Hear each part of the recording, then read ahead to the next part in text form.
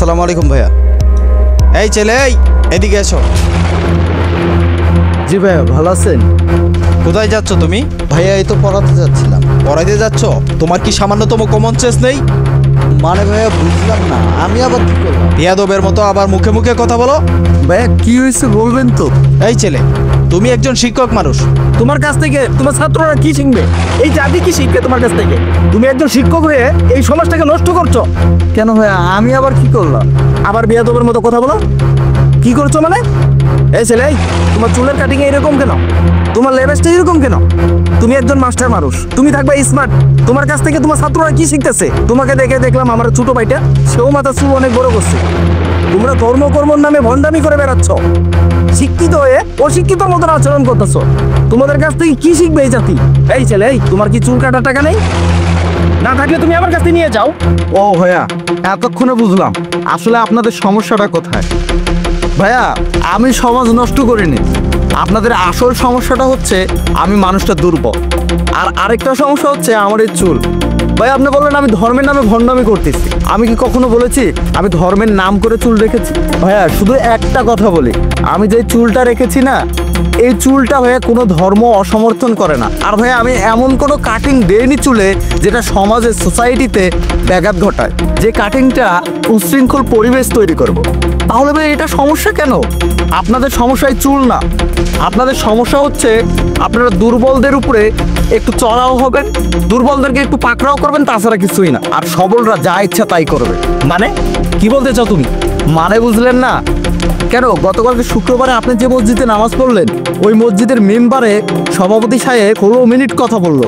ওই ভাইয়া, তখন তো একবার দাঁড়িয়ে বললেন না, খুতবার টাইমে মেম্বারে দাঁড়িয়ে অন্য কোনো কথা চলে না। ওই তখন তো দাঁড়িয়ে বললেন না যে সভাপতি সাহেব আপনি তো সুদের ব্যবসার সাথে জড়িত, আপনি নামেন, আপনার সভাপতি হওয়ার যোগ্যতা নেই। ভাই আপনি খালি পারবেন আমাদের সাথে। ভাই আরেকটা কথা বলি শুনেন, আপনার বাসার পাশে যে জঙ্গলটা, ওই জঙ্গলে তো ভাই প্রতিদিন তৈরি হয় ভাই, প্রতিদিন খাচ্ছে, খেয়ে রাস্তায় এসে ভণ্ডামি করতেছে। কই ভাই তাদের সামনে তো দাঁড়ান না। এই যে ভাই দোকানে, প্রত্যেকটা দোকানে সিগারেটের জোন তৈরি হয়েছে ভাই, ছোট ছোট বাচ্চারা পর্যন্ত ঢুকে সিগারেট ধরিয়ে রাস্তাঘাটে ধুমিয়ে টানছে। কই ভাই তাদেরকে তো একবারও বলেন না যে এটা সমাজের ক্ষতি। আমি চুল রাখছি, আমি শিক্ষক মানুষ, এতে ক্ষতি হয়ে গেছে। ভাই আমি চুল রাখছি বিদায় কি আমার মাথা থেকে কোনো অংশে জ্ঞান বুদ্ধি কমে গেছে?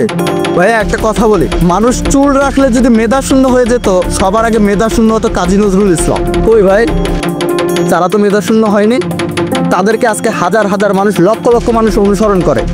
ভাই চুল রাখার এরকম উদাহরণ আমি হাজারটা দিতে পারবো, আর দেশের সংবিধানেও এটা নিষিদ্ধ না। আর কি বলবেন হারাম হালাল, আমার চুল রাখা ভণ্ডামি। ভাই চুল রাখাটা নাজায়েজ না বা ইসলামে হারাম না, আমার চুলটা ইসলামে বৈধতা আছে। ভাই যদি আপনার হাদিস লাগে আপনি বলবেন, আমি রেফারেন্স সহ হাদিস দিব। আর যদি হালাল হারাম খুঁজেন না ভাই, একবার নিচের দিকে তাকান। একটাবার চিন্তা করছেন আপনার হাতে যেই ব্যাসলাইটটা পড়েছে গোল্ডেন কালার, যেটা পুরুষ মানুষের জন্য হারাম।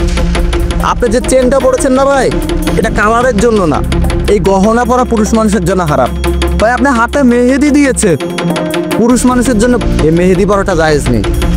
আপনি হারাম হালাল সব বলতেছেন, আমি সমাজ নষ্ট করতেছি সব বলতেছেন, কিন্তু একবার সমাজের দিকে তাকাচ্ছেন না, নিজের দিকে তাকাচ্ছেন না। ভাই আপনারা কবে বুঝবে? ভাই যদি সত্যি অন্যায়ের প্রতিবাদ করতে চান, তাহলে একবার রাস্তাঘাটে যান, দেখবেন ট্রাফিক পুলিশ ঘুষ নিচ্ছে, সেখানে না করে যখন সরকারি চাকরি দিতে যাচ্ছে তখন ঘুষ নিচ্ছে। ভাই তখন আপনারা না করবেন না, তখন আপনাদের মুখ চলবে না। যদি অন্যায়ের প্রতিবাদ করতে হয়, তাহলে অন্যায়ের প্রতিবাদটা কাউন্সিলরের অফিসে যেয়ে করেন, যেখানে জন্ম নিবন্ধন নিতে গেলে, যেখানে চাউলের কার্ড করতে গেলে 500 টাকা করে ঘুষ দিতে হয়, বিধবা ভাতার কার্ড আনতে গেলে যেখানে 1000 টাকা ঘুষ দিতে হয়। পারলে অন্যায়ের প্রতিবাদটা সেখানে করে। যদি অন্যায়ের প্রতিবাদ করতে হয়, তাহলে সুদ ঘুষ এগুলোর বিরুদ্ধে প্রতিবাদ করে। এই ছেলে, তোমাকে তো জ্ঞান দিতে হইব না, মাস্টার মানুষ সবসময় জ্ঞান দেয়। যাও তুমি তোমার কাছে যাও। আচ্ছা ভাই ভালো থাকবেন, আসসালামু আলাইকুম। আসলে ছেলেটার সাথে আমার এই ধরনের ব্যবহার করাটা ঠিক হয়নি, মোটেও ঠিক হয়নি। আমিও তো ক্লাস 10 পর্যন্ত মাদ্রাসাতে লেখাপড়া করেছি। ছেলেদের আসলে গহনা পরাটা ঠিক না। যাই, আমি এখন এইগুলা খুলে ফেলবো।